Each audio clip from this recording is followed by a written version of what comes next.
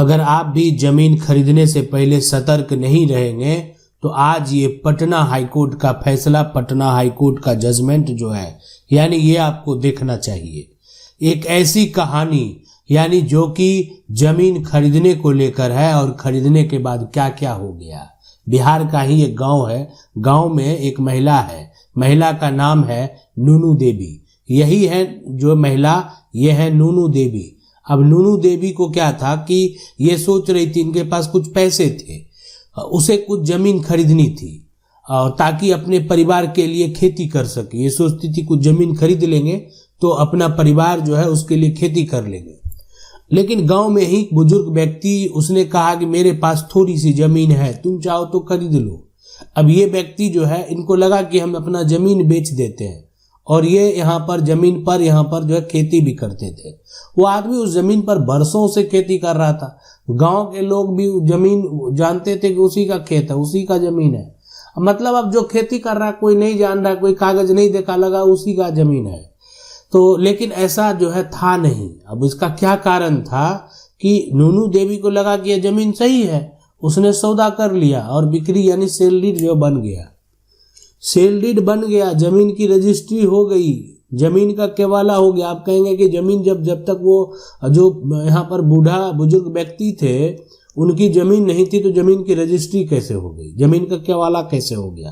तो ये समझने वाली बात है कि आखिरकार जमीन का जो केवाला है, जमीन का जो रजिस्ट्री है, वो कैसे हो गया।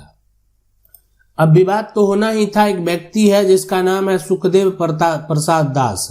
अब ये जो है, ये जमीन का राग आपकी नहीं है। कुछ महीने बाद सुखदेव प्रसाद दास का व्यक्ति जो है वो सामने आता है और वो व्यक्ति जो है आपत्ति करके बोला कि जमीन तुम्हारे विक्रेता की तो है ही नहीं, ये जमीन जो वो बेच दिया है ये उसकी जमीन कहाँ है, वह तो सिकमीदार था। अब आपके मन में सवाल उठ रहा होगा, जो लोग नहीं जानते होंगे, कि आखिरकार सिकमीदार होता क्या है।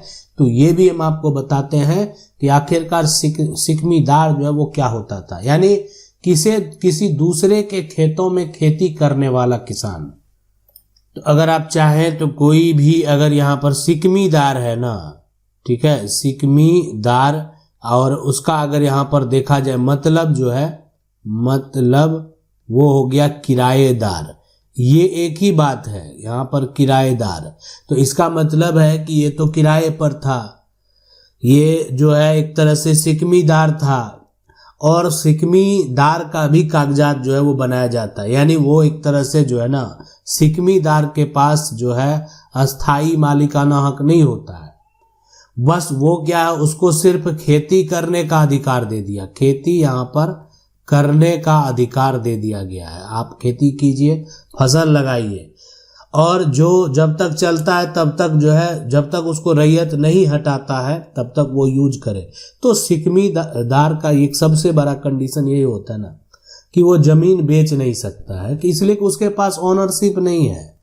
अब ये जमीन जिससे खरीदे हैं नूनू देवी, ये वो व्यक्ति था सिकमीदार, वो उसके पास था लगान रसीद, और वो क्या किया, सरकार को टैक्स दे रहा था, उसी लगान रसीद को दिखाकर जमीन को बेच दिया, जबकि उसको कानूनी तौर पर बेचने का कोई अधिकार नहीं था। तो इसलिए यानी किसी दूसरे के खेत में खेती करने वाला किसान है, इस सरकार को वो राजस्व भी दे रहा है, सरकार को वहां पर जो है रसीद अगर वो कटा रहा है, लेकिन फिर भी ओनरशिप उसके पास नहीं है। आपके मन में भी सवाल चल रहा होगा कि अगर मान लेते किसी का खतियान है और खतियान में क्या दर्ज है पता है, खतियान में दर्ज है यहाँ पर सिकमी, यानी किसी का पास सिकमीदार खतियान है, सिकमी है, तो इसका मतलब हो गया क्या, वह जमीन का मालिक नहीं है, जमीन का मालिक वो नहीं है, मालिक नहीं है, बल्कि वो क्या है, किराएदार है, वो अधीन है, यानी वो खेती करने वाला है। तो अगर किसी के पास जो है खतियान भी है तो इसका मतलब वो नहीं है कि खतियान में उसका नाम दर्ज कर दिया गया, ठीक है, उसको एक अधिकार दे दिया गया कि ठीक है आप जो है जमीन पर खेती कीजिए, और आप जो है अपने जमीन मालिक को, जो जमीन मालिक जब तक ये नहीं कहेगा आप हट जाएं। तो ये होता है यहाँ पर सिकमीदार का जो है अधिकार।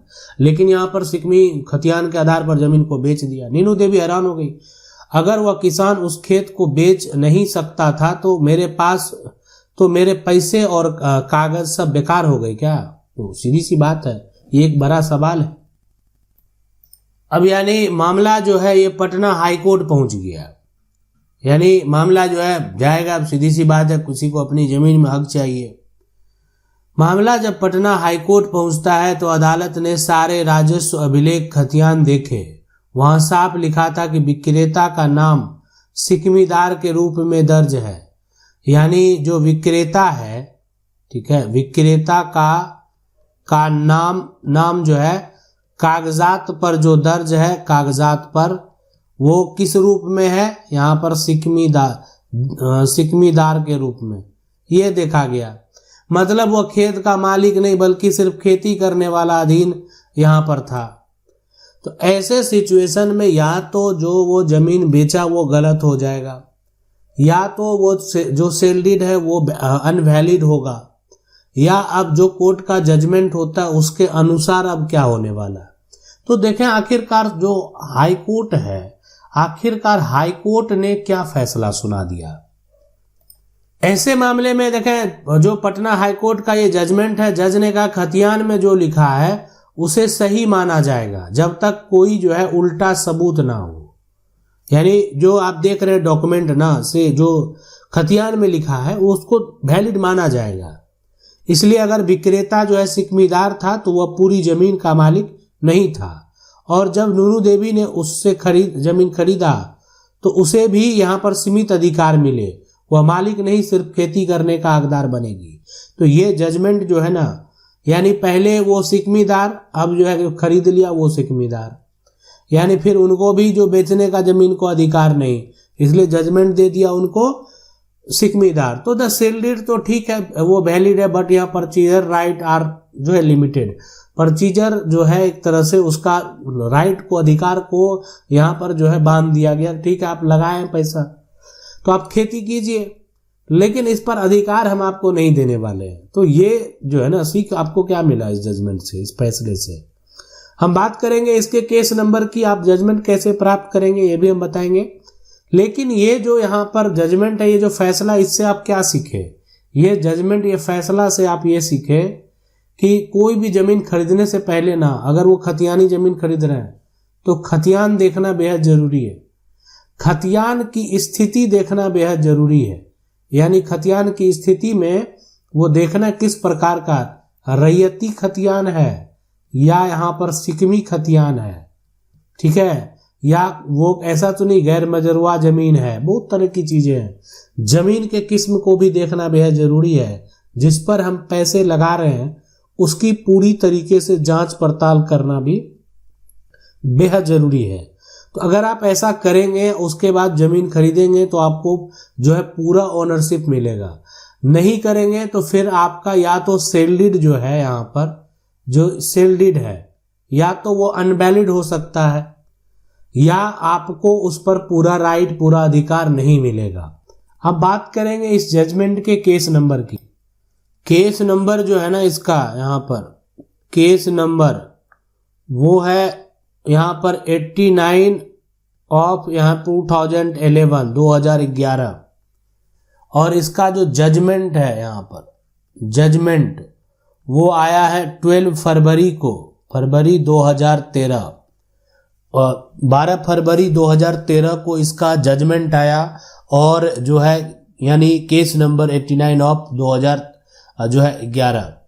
अब इस केस में यानी ये जो जजमेंट है इसमें पूरी जो है डिटेल से अगर आप चाहते हैं कि उसको हम पढ़ लें, जान लें, तो आप जो डिस्क्रिप्शन है वहां पर पूरा इंफॉर्मेशन दिया हुआ आप जाकर चेक कर सकते हैं। हम वहां पर जो है प्रोवाइड करने का प्रयास करेंगे कि आप जो है पूरा जजमेंट को पढ़ सकें। इसके अलावे अगर आप इसी प्रकार का और भी जो हाई कोर्ट है या सुप्रीम कोर्ट है उसके जजमेंट को देखना चाहते हैं तो आपको क्या करना, हमारे प्लेलिस्ट में जाना। प्लेलिस्ट में जाने के बाद जो है आप बहुत सारे फैसले यानी सुप्रीम कोर्ट का जो फैसला है आपसे आपके विवाद से संबंधित पूरा केस नंबर के साथ आप जाकर उसकी पूरी स्टोरी जो है वो जान सकते हैं। आशा करते हैं वीडियो अच्छा लगा होगा। वीडियो को लाइक जरूर कर दें। चैनल को पहली बार देख रहे हैं सब्सक्राइब करके जो बेल आइकन है उसको जरूर दबा लें। मिलते हैं अगले वीडियो में, तब तक के लिए जय हिंद।